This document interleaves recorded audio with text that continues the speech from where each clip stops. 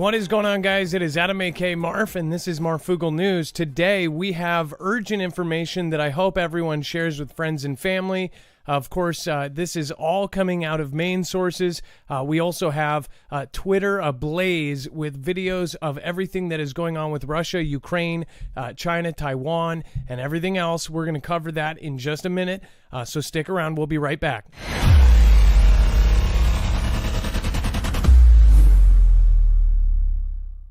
Nothing in this show should be considered legal, medical, or financial advice. The views of the callers can differ considerably and do not necessarily reflect my opinion, Dex's opinion, or anyone else who works with the show. You should always do your own research and consult with professionals. The internet is full of fake news, so please take everything with a grain of salt.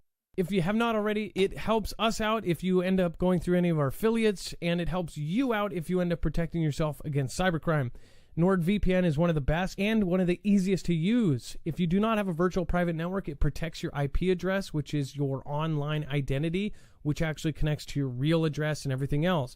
It also connects to you. If you know anything about how they are data logging and basically getting your profiles down, you can prevent that by having a VPN. Nord is, again, one of the easiest. Download it. It's like an on switch and off switch. All you have to do. Go to marfooglenews.com/VPN. Not only will you get a giant discount on this, but you will also be helping us. I appreciate your support, and I appreciate everyone that goes through any of our affiliates. Can't say thank you enough.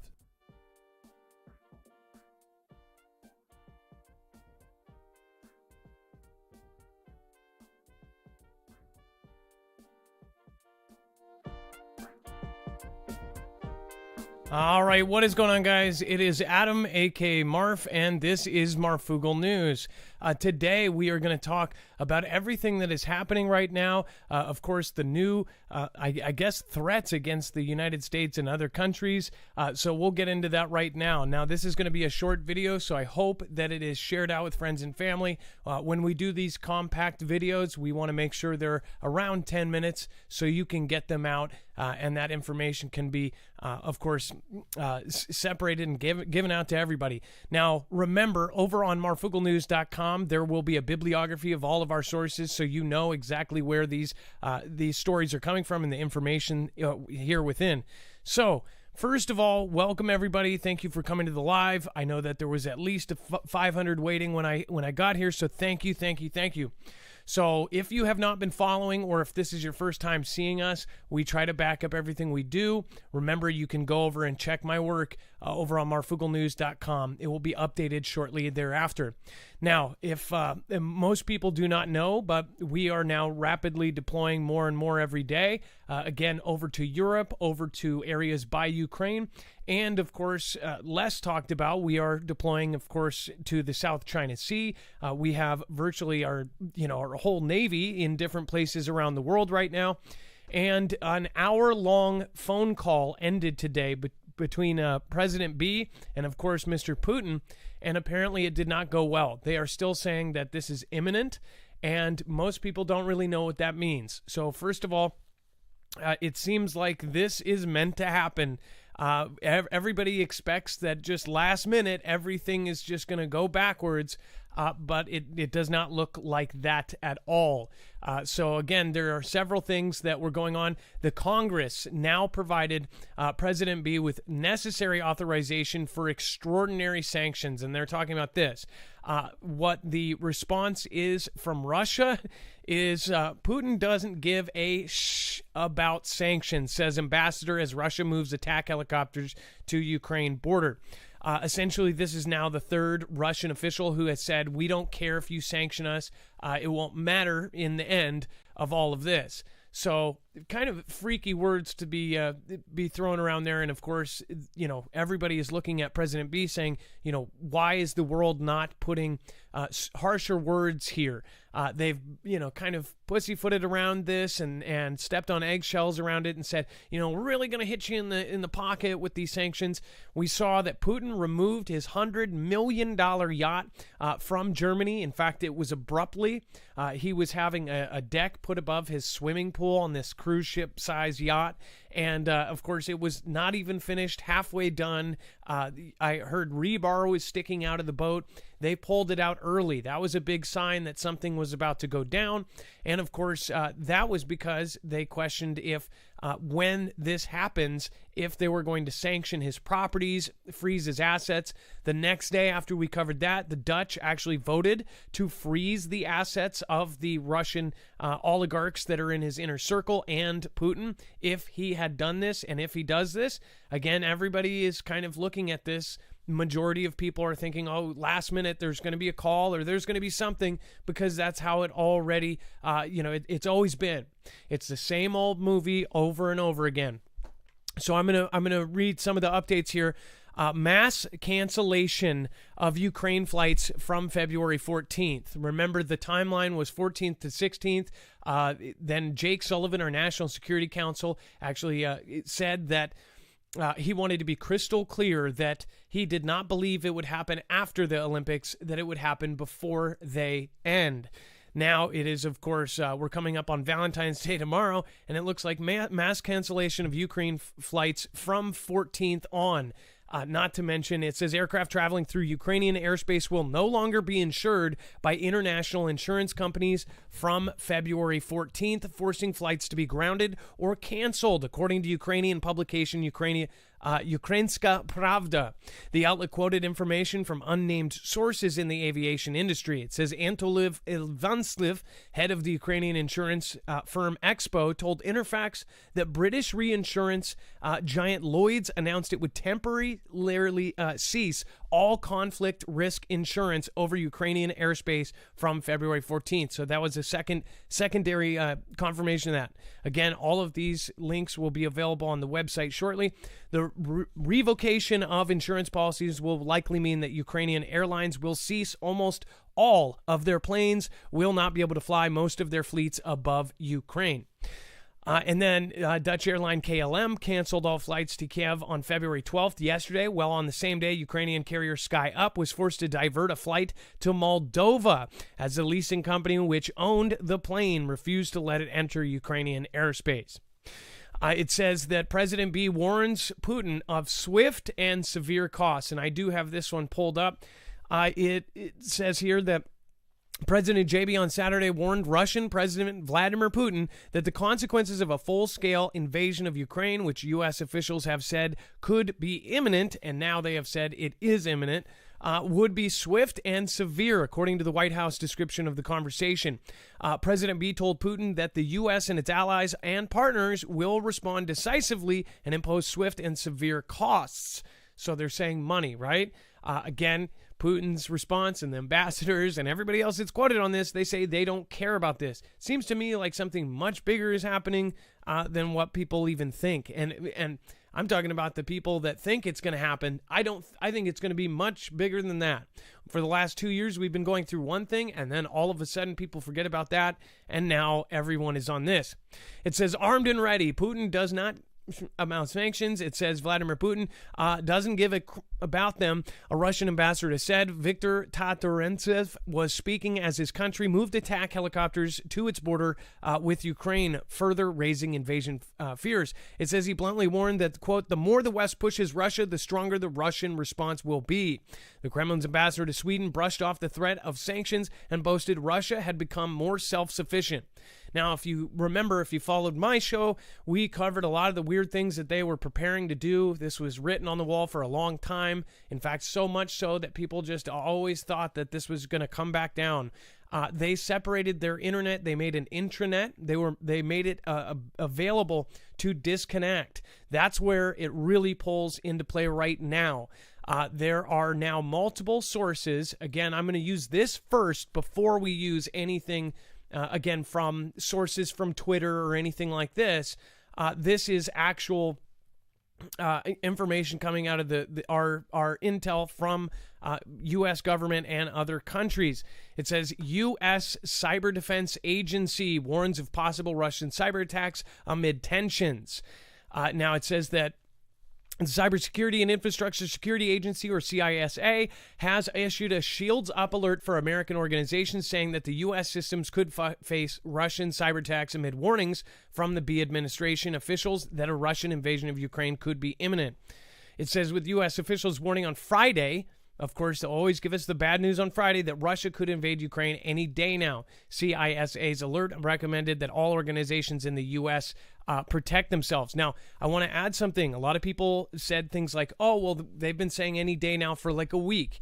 The difference is the physical actions that went along with all of this. So we actually have evidence that, of course, now they have lined up this other drill, three naval drills that block off all the waterways alongside the over 100,000, possibly up to 300,000 troops on land surrounding Ukraine. At the same time, of course, we had U.S. troops deploying.